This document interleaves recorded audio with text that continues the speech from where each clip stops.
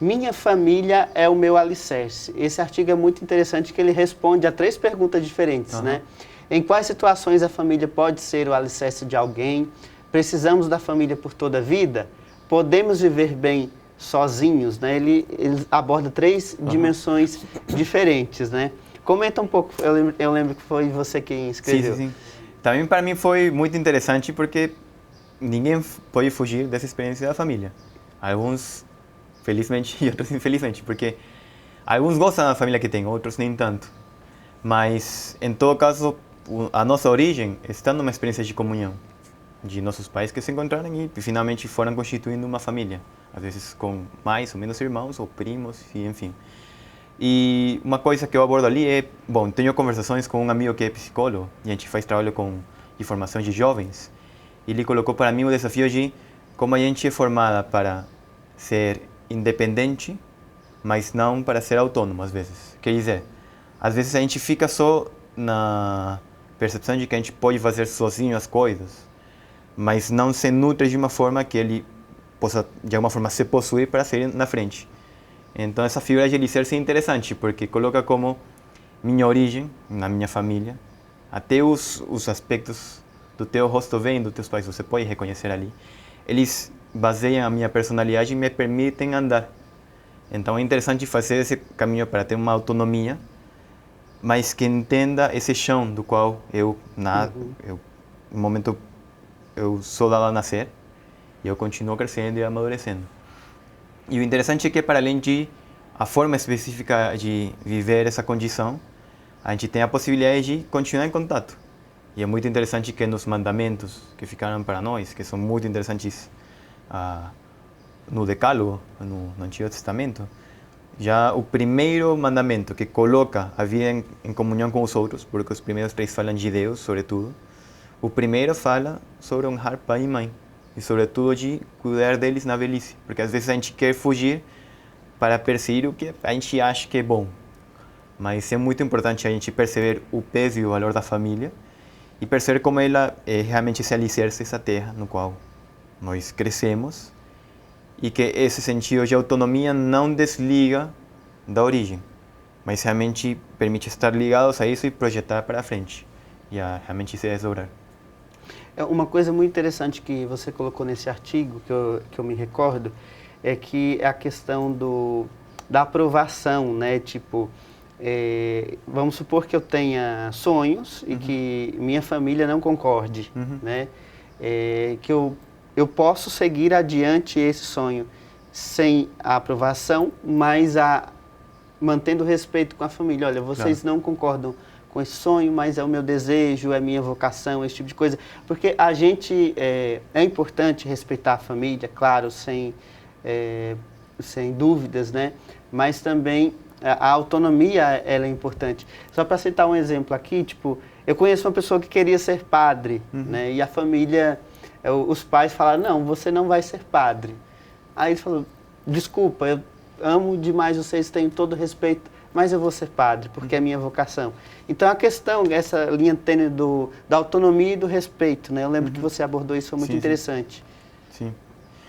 Sim, eu acredito que é muito importante porque nós somos livres e vamos fazendo as nossas opções, e ao mesmo tempo percebemos que temos uma origem, um fundo desde o qual a gente vai caminhando. Então é importante a gente não se desligar, mas também não pretender ficar ali de uma forma que não é saudável nem para quem nos acolhe, nem para nós mesmos.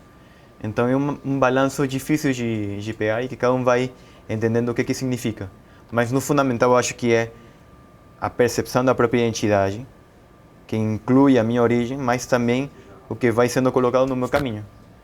Porque realmente a experiência da alteridade, do fato de que a outra pessoa é outra, deixa para a gente um monte de perguntas. Porque, por exemplo, a pessoa que, no caso de quem quer se casar, essa outra pessoa é outro mundo, e quando eu aceito entrar na vida dela e ela na minha vida, gera todo um desafio de como levar isso à frente. E, de alguma forma, desvincula da família onde ele nasceu para começar algo novo.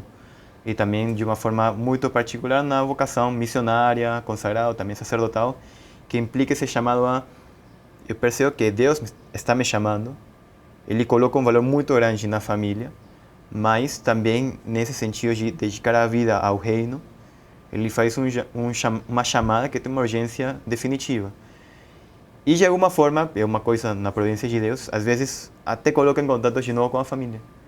Eu não sei como tenha sido a experiência desse amigo seu que foi caminhando para padre, mas para mim, no início, quando eu comecei minha caminhada como missionário, alguns da minha família ficaram um pouco estranhados, não gostavam muito, mas com o tempo, e também como perceberam que era uma coisa séria, não era uma coisa para ir um dia e deixar para lá, com o tempo eles também foram se aproximando de Deus. Então, eu acho que esse é um pouco o caminho a percorrer.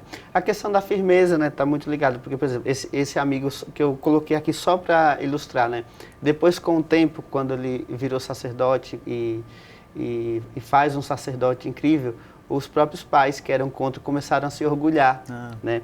Então, aí você imagina, se ele simplesmente tivesse aceitado dentro da submissão de filho, não teria deixado de realizar e de ajudar pessoas e tudo mais. Então, saber pisar, né? Saber o caminho aí de dizer, olha, eu respeito a sua opinião, mas eu tenho algo maior que me espera, né? Eu acho que vai muito dessa questão, né, Martinho? Eu me lembrei agora de duas coisas, uma passagem bíblica e uma experiência de uma santa, né? A passagem bíblica quando o menino Jesus se perde por 3 dias e Maria e José o encontram no templo discutindo com os doutores. A resposta de Jesus a Maria é desconcertante, né? Em certo sentido, desconcertante, que eu tinha que estar aqui porque é a casa do meu pai, vendo as coisas do meu pai. Então ali nós vemos uma ordem também, né?